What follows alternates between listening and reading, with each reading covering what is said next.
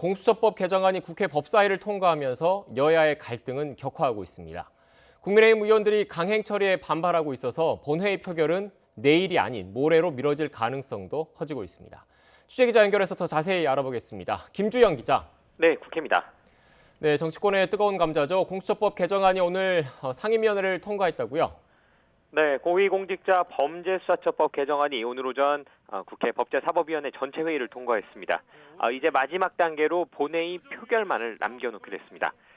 국민의힘 측에서는 법안 통과를 최대한 저지하기 위해 안건 조정 신청을 하고 의원들이 직접 나서 복도 시위까지 벌였지만 강행 처리를 막지는 못했습니다.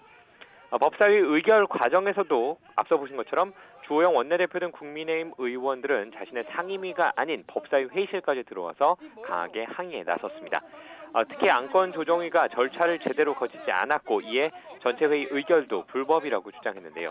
이 과정에서 고성이 오가기도 했고 법안 통과를 막기 위해 윤호중 법사위원장의 몸을 잡아 끄는 모습을 보이기도 했습니다.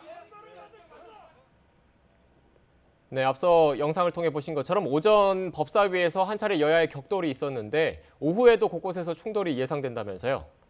네, 오늘 공수처법 개정안 이외에도 쟁점 법안 다수가 처리를 기다리는 상황입니다. 더불어민주당은 더는 미룰 수 없다. 국민의힘은 논의가 더 필요하다며 맞서는 법안들인데요.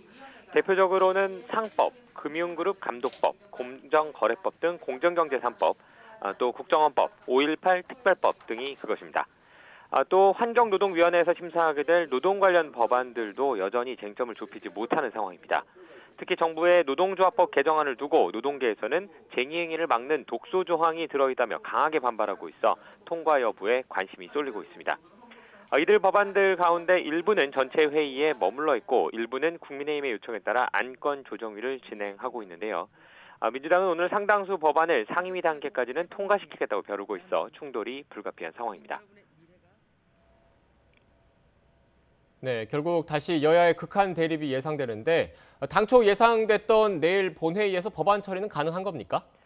네, 현재로서는 어려워 보입니다.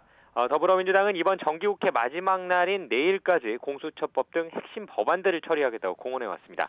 하지만 국민의힘에서 법안 처리에 반대하며 무제한 토론, 이른바 필리버스터를 예고하고 있어 내일 처리 가능성은 낮아졌습니다. 다만 민주당은 필리버스터에 대응해 모레인 10일 임시국회 소집을 요청해 놓은 상태입니다. 필리버스터는 국회법상 정기국회 종료와 함께 끝나야 하고 다음 본회의에서는 해당 법안을 바로 표결에 붙이게 돼 있는 만큼 10일 임시국회에서 처리할 수 있는 겁니다. 이에 따라 민주당이 내일 공수처법 개정안을 첫 안건으로 올릴 경우 이르면 모레 본회의에서 처리될 것으로 보입니다.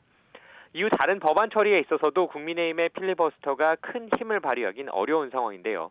국회 제적의원 5분의 3인 180명이 동의한다면 필리버스터가 시작된 뒤 24시간 이후 멈추게 할 수 있는데 범여권 의원을 모두 합치면 180석이기 때문입니다.